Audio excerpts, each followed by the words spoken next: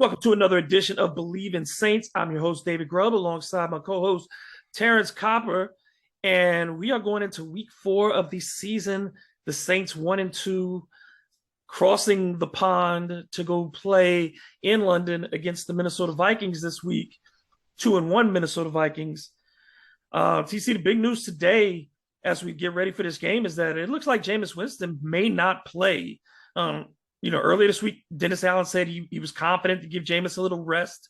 They felt like maybe he'd be good to go. But now today he sat out of practice. He and Mike Thomas both missed. They were part of a group that was given the day off yesterday.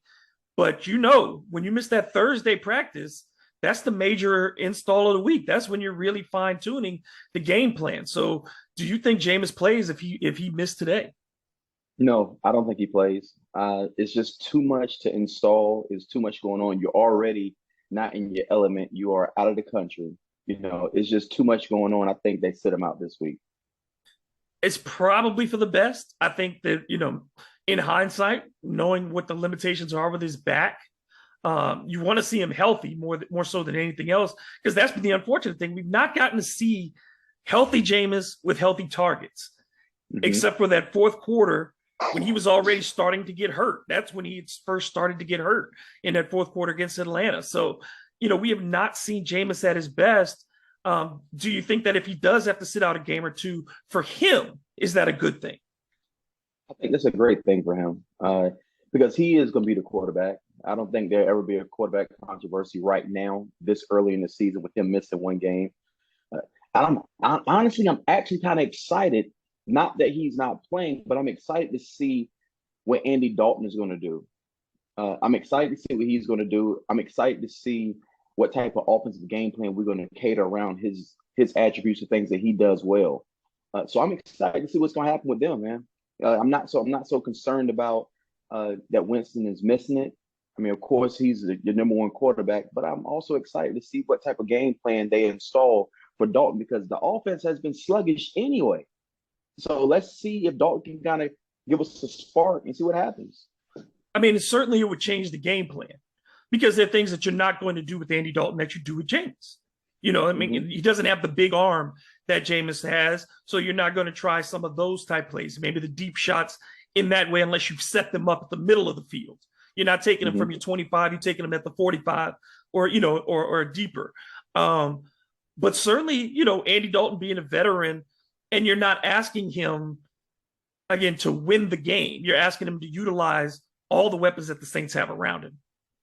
Exactly. And I love the fact that Taysom Hill may come back into the picture when it comes to quarterback, because I always loved Taysom Hill at the quarterback position, even though a lot of people didn't like him at playing the quarterback. But to me, he was always injured. You could never really see exactly how good he was, even when it came to last year with the finger injury on his throwing hand. It's tough to throw with a messed up finger.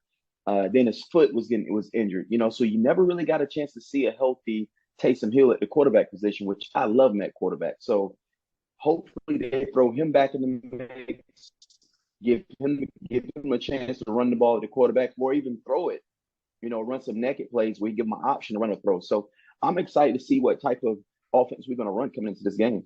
Yeah, I think you have to give him those opportunities if you do get into the red zone, to allow Taysom to create something. And that, because like you said, there's just no spark right now with the offense, and they need something to get guys going. Yes, you have every reason to be excited about Chris Olave, who's played as well as any receiver in the league right now through 3 weeks. You say he's played as good as any receiver in the NFL. You have reasons to be excited about a number of things, but overall, you have no reason to be excited about this offense. And so I think, if you put Taysom in there, especially when you're in this situation, like you said, it's a home game, but it's not really a home game. It looks like they're going to be wearing the all black uniforms with the black helmets and everything. So, that's going to probably get them a little amped up. It's the first time they've ever worn those. I think they need something for them to bring that energy, to bring something to just fire you up, knowing that you're the lead guy, knowing that Jameis is down. Let's take whatever spark we can get. Exactly. And you think about it, Taysom Hill sparked us a little bit with Atlanta. He scored for Atlanta. That gave us a spark, but we haven't seen too much of him since. So, I'm just excited to see what Taysom Hill. I'm a Taysom Hill fan. I think you can probably tell that. But I love to see this guy play. I love to see him at the quarterback position as well, not just at the tight end position or the H-back, wherever they're going to put him at. But I like to see him at the quarterback position, not necessarily throwing the ball the entire time, but just he's so versatile. So him coming in the game, I'm just excited to see what this guy's going to do. It's going to be a great experience over there in London. I had a chance to play in London when I played for New Orleans back in was it 08 or 09? It was 08. Back in 08. I was going to ask you about the 08 season, yep. That I forgot that was in that y'all went overseas that year. Mm-hmm. I got a crazy story about that. Okay, go ahead. So for one, I had got released the week before going to London, and so I'm home back in North Carolina, and we play Carolina the week before we go to London. So when I'm in North Carolina, they call me like, okay, Cop, meet us in Charlotte. We gonna sign you back. So I signed back a week later in Charlotte. So I get to Charlotte. We leave from the Carolina Panther game and fly directly from Carolina to London on like a 10, 13-hour flight to London. So we get there and we're there all week.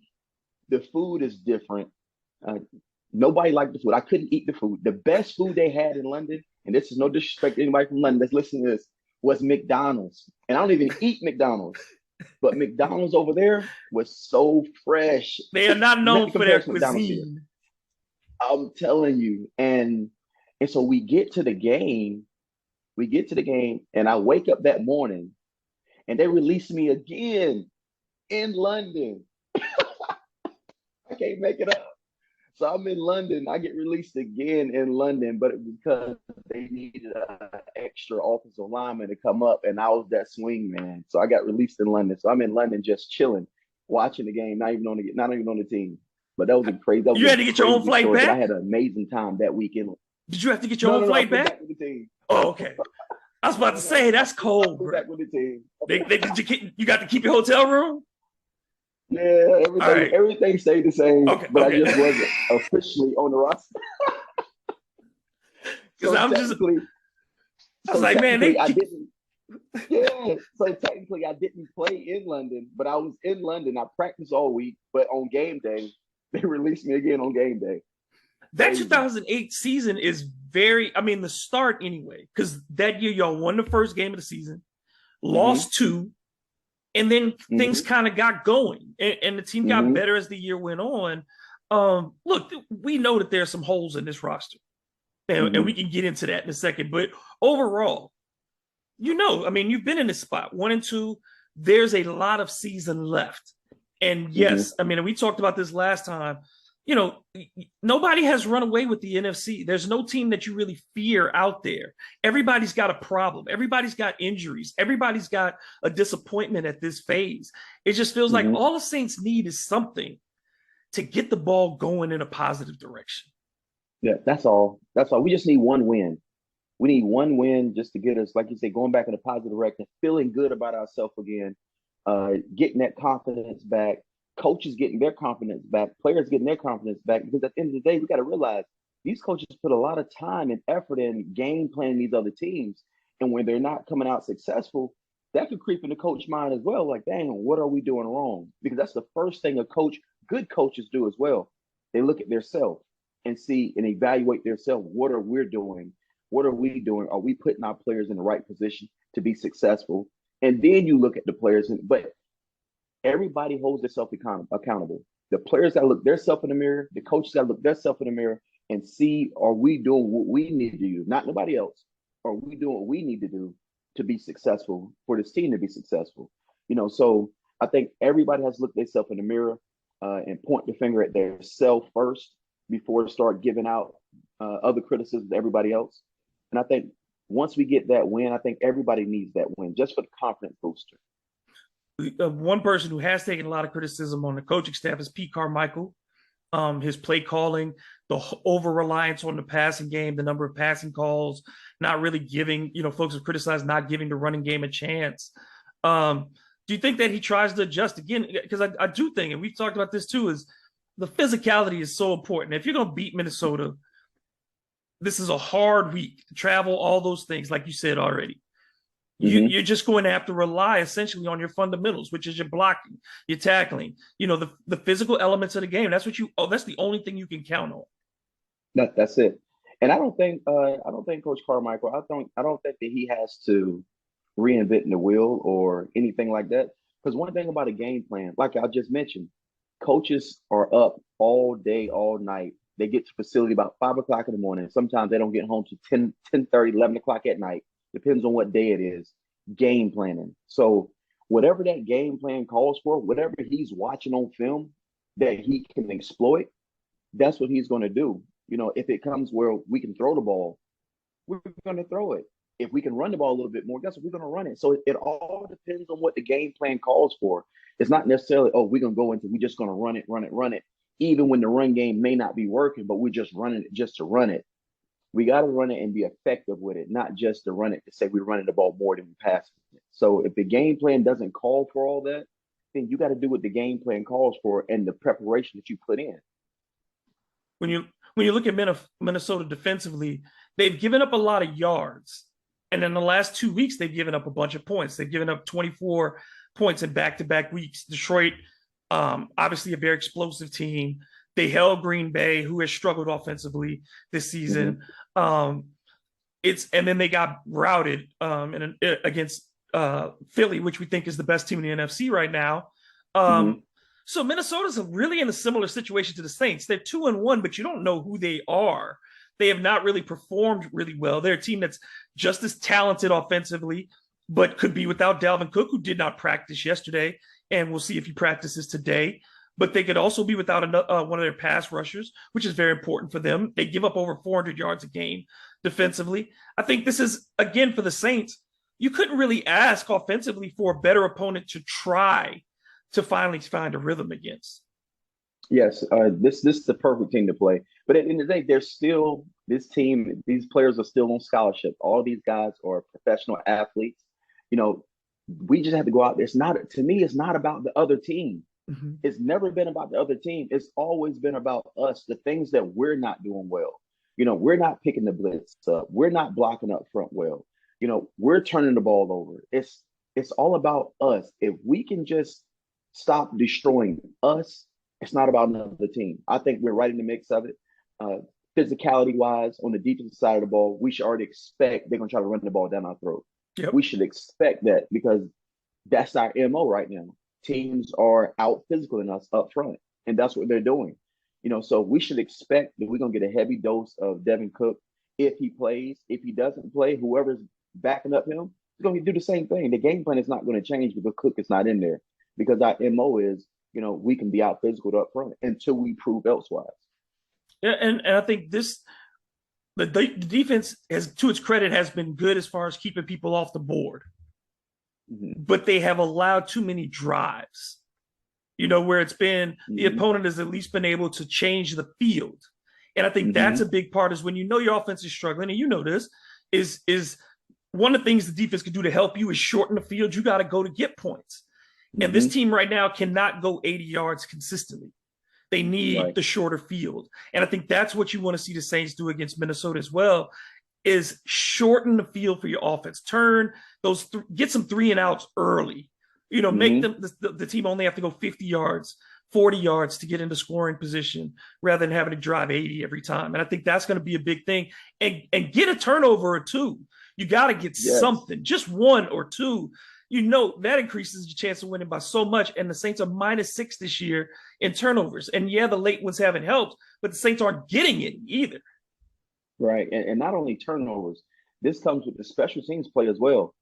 Big returns in special teams. Let's get some punt returns, some big punt returns. Let's get some big kick returns to set up good field position. And even on kickoff, let's start pinning these guys back, or on the punt team, pinning these guys back in the red zone or inside the 20 or inside the 10 to give them 90 yards they have to go.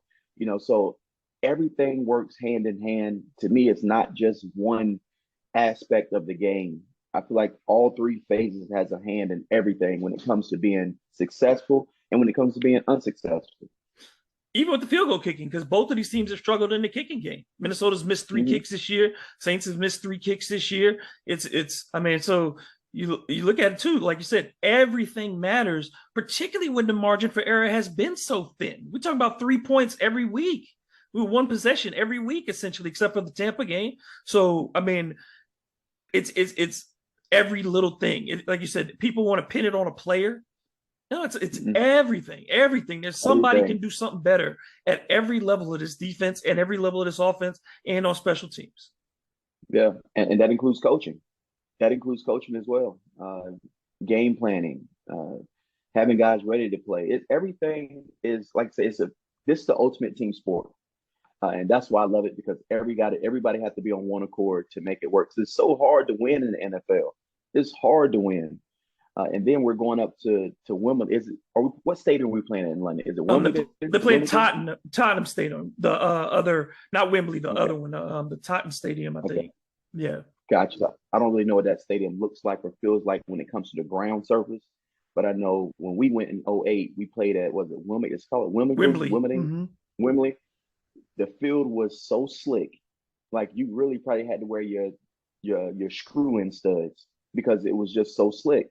You easily slipping and falling, So I don't know what the field's gonna be like up there, but it tends to be wet. I mean, it seems like year after year, the London games tend to be either wet or, just that, like you said, the field conditions, because they don't grow the same grass. It's not the same, obviously. Right. And I think the turf conditions, they're used to soccer conditions, and that's a different pitch than you're dealing with football because of that heavy pushing you're doing on the football field, where it's a lot of light jogging in different places on a soccer field. So I think that's certainly a concern too, and that is also an incentive for teams to, like Minnesota, to want to run the ball and shorten the game.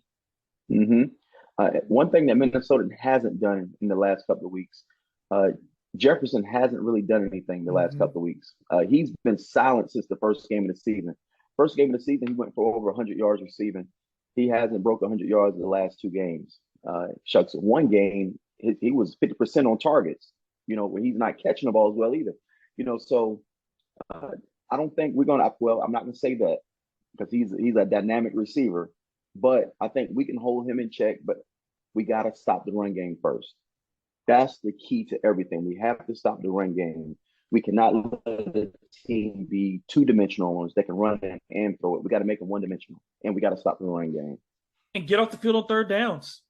That is so big for this team, is getting off the field on those third downs and that tackling. That's been an issue for this team at times, is that the initial guy has to wrap up, and that's just or other guys have to be faster to the ball and be more aware. Whatever it is, whether it's an extra hour film study, whether it's whatever it is. They've got to wrap people up and not allow these drives to go on. And the fact you said getting off the field on third down, the good thing about this, like we talked about earlier, this is the perfect team to play because the last 2 games that Minnesota has played, they've been averaging around what 32% on third down.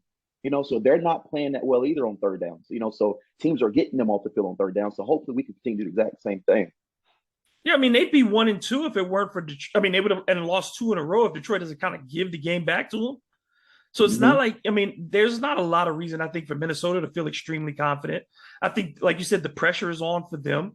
They've got Justin Jefferson is going to want the ball, and he's going to say, I want it this week. You don't want to hear about weather. You don't want to hear about who's covering him. He wants the ball this week. And so, and we also know, I think that when you look at, Minnesota's quarterback, you look at his history. This is a dude that chokes in big games. When it's games that are on prime time or special games, playoffs, whatever, Kirk Cousins doesn't come up big. And so you can't rely on all those things, but you certainly, you look at history and you say, if we do what we're supposed to do, it's likely that those pressures are going to impact people. That's true. And the crazy thing about everything is the same way that we are looking, when I say we the Saints, we're looking at Minnesota, that this is a game, we need this game to try to get back on track. Minnesota looking at us the exact same way, especially offensively. This is a game that we can get our offense back on track. We can score some points. We can be physical up front. So they're feeling the exact same way that we're feeling about them when they're coming to play us, because we have been struggling. offensively. Defensively, this is the way the defense feel like they can get back on track, especially with Winston being out. We don't know if he's out for sure, but if he is out, defense wise, they're licking their chops. Trust me, they're going to blitz us. They're Oh, going to see yes. what Dalton has. Can he pick up the blitz? Can he make the right adjustments with the line up front to put in the right position to make these blocks? So they're going to blitz them. They're not going to let it just sit back there and let them pick them apart. They're going to bring the pressure. And yeah, we have to be concerned about the Saints line because again, Ramczyk did miss a day of practice. Andrews Pete did miss a day of practice, and this has been a line that has been inconsistent. And sometimes it's done its job, and the sacks have been on Jameis, but they've still allowed 11 sacks in 3 games. They've allowed a lot of hits. I would say probably 3 times as many hits as sacks because I think the last week against the Panthers they gave up 19 hits, something like that on Jameis. Oh my God! So it's just hit. it's a lot of hits, and so this can't happen week in and week out. They just have to be better, and I think that that means a lot of probably dump downs to Alvin Kamara early, slow to rush maybe. But I think that's what the Saints try to do is get the ball out of his hands very quickly, get Dalton, just get rhythm throws, see it, throw it, let it go, and allow the line to feel some confidence and allow Alvin to touch, try to get 5-6 guys the ball in the first 2 drives, let as many people as possible. And I think Taysom is one of those people too who will get a touch early on a 3rd down situation. I think they go to Taysom in the shotgun even and say, just read it. If you see a run, take the run. If you have a throw, make the throw. But I think they do some RPOs with him early on just to try to, like you said, to get the pace going, even if it's not no huddle constantly, or speed up no huddle. I think we might see just some no huddle, get to the line, get some rhythm out of this team early. And that's a lot of shots that you're talking. No wonder Winston is hurt right now. That is a lot of shots for a quarterback. And the reason why those are big shots because they're always in compromising positions, whether he get hit in the back or whether he's getting hit while he's throwing it. He's never in a position. Quarterbacks are never in a position to protect themselves unless they just see the sack coming and just ball up before they throw it or they see the sack coming. So him taking those type of hits, in compromising positions, those hits are more effective than somebody just running the ball and getting hit because they see it coming. So I see why he's injured right now. I see why he's hurting, because he's taking a lot of hits. And some of them on him. I mean, he's got to take the blame for some of those. But no matter what, if you know that your quarterback is hurting, you've got to do whatever you can to protect. And that's like you said, that doesn't necessarily put all that on the line either. Because we've had situations where the running backs have missed picking up the blitz. And certainly fumbles don't help because they put you in more passing situations. Drop passes don't help because they put you in more. That means he's got to drop back another time. Deficits don't help because that's more drop back. So, it's a lot of factors that contribute to it. But the end of the day is they got to protect the quarterback. And that's a combination of people. But Dalton's got to figure it out. The Lions got to figure it out. Pete Carmichael got to figure it out. They have to figure it out. I think we will. Like I said, I still have high hopes for us, man. I think it's too early. Yeah, it's too early. It's too early. And I feel like this is the game that we get back on track. Like it's not going to be an easy game. We're going to have to take it to them. They're not going to lay down for us because they're, like I said earlier, they're feeling like, okay, they're licking their chops as well. This is a game that we can, get things back on track for us, get things back rolling, get our defense back on track because offensively they're going to be struggling, So I think it's going to be a good game, but I think we pulled this game out. I think we pull it out with the Taysom Hill. I'm a Taysom Hill guy, man. I think Taysom Hill, putting him at the quarterback position gives us a lot of different things that we can use, whether it's in the pass, because he still can throw the ball. He still can throw it. We can run it. I'm just a Taysom Hill guy. Me personally, I'm starting Taysom Hill, honestly. And over Dalton, I'm still starting Taysom Hill. So what do you think the score is? I'm thinking it's an under 20-point game. I think it's, Saints probably like 17-13. If they win this game, that's what it would be like. I don't see anybody getting into the mid-20s. No, I'm going 21-17 Saints. All right, 21-17 Saints. We're gonna see. They need this one. This they need it. They need it. It's still not a must-win. You're still not out of it. But this counts as a home game. You can't keep dropping home games. Like that's a big part of this too. And one thing that we like to do in the NFL, when we play 16 games, we treated them as quarters. We broke the season down in 4 quarters, and you always wanted to go 3-1 in each quarter. 3-1 in each quarter. You're what, 12-4 Yeah. to the playoffs. But right now we could honestly go 1-3 in the first quarter, and that now we're kind of digging ourselves out of a hole coming up. So we really want to get this win, put us one game under 500, and then the second quarter, we can start building. But right now, it's not a must win, but like you said, we need to win this game. Need it. We need to Need win it. it. Yeah. Everybody needs it. It'd be good to come back home. That's a long flight, bro, to come back from a loss. In what, 10 hours? Well, I from mean, you said Carolina, it's 13, man. yeah, So it was. So from Carolina to London, I think it was 10 hours. So I don't know how far it is from London to New Orleans because we flew from Carolina to London. So I don't know. I don't know. It's probably about 10, 13 hours. Probably about the same. that's a long flight if you coming back unhappy. Yeah. We'll see. We're gonna be up early Sunday morning watching it. We'll be up early. So Right. until the next time, y'all know how to follow us. Check out the Believe in Saints podcast wherever you get your podcasts, and follow us on Instagram and Twitter as well. TCopper10 and at DM Grub. So for Bet Online, this has been Believe in Saints. We'll talk to y'all soon, and go Saints.